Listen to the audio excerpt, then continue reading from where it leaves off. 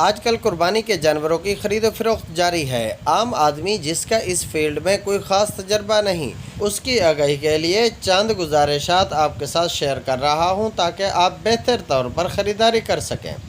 بکرا تقریباً 1 سال کی عمر پر اپنے سامنے کے 2 دانت میں خلا پیدا کرتا ہے۔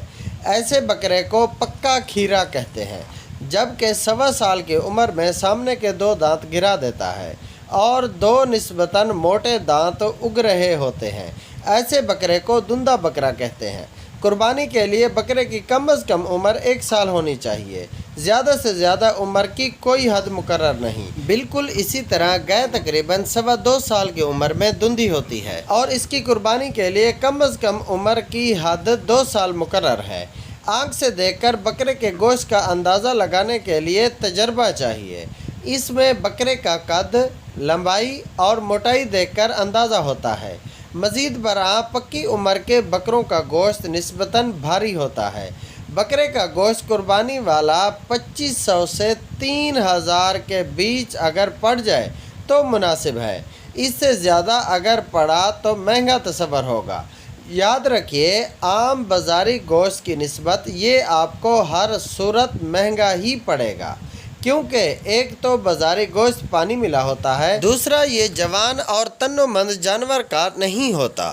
جو لوگ جانور پالتے ہیں بخوبی جانتے ہیں کہ قربانی کے لیے پالے بے عیب جانور پر کس قدر ایکسٹرا محنت ہوتی ہے، تب جا کر وہ اپنے جوبن پر آتے ہیں۔ کئی جگہ زندہ بکرے تول کر بکتے ہیں۔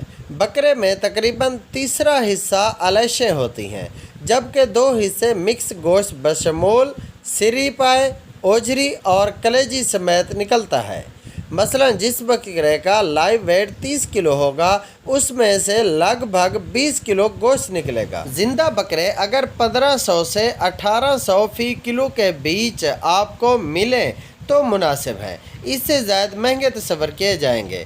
خریدنے سے پہلے جانور کو چلا کر تسلی کر لیں کہ وہ لنگڑا تو نہیں ہے اور اسہال وغیرہ کا شکار تو نہیں ہے۔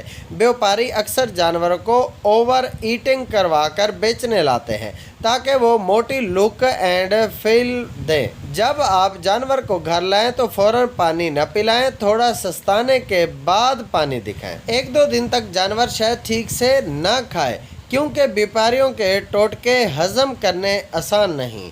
بالعموم منڈی وغیرہ سے آیا جانور 2-1 دن بعد مکمل سیٹ ہوتا ہے۔ اگر بکرا گھاس وغیرہ شوق سے نہ کھائے تو آپ اسے 1 مٹھی چنے کی دال یا گندم کا دلیا پانی میں بھگو کر 5-6 گھنٹے بھگونے کے بعد شام کو کھلائیں۔ اس سے اس کی توانائی برقرار رہے گی اور وہ کمزور بھی نہیں ہوگا۔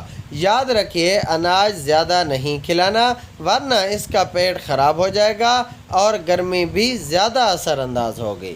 امید کرتا ہوں میری آج کی ویڈیو آپ کو پسند آئی ہوگی۔ ملتے ہیں نیکسٹ ویڈیو میں، تب تک کے لیے اللہ حافظ۔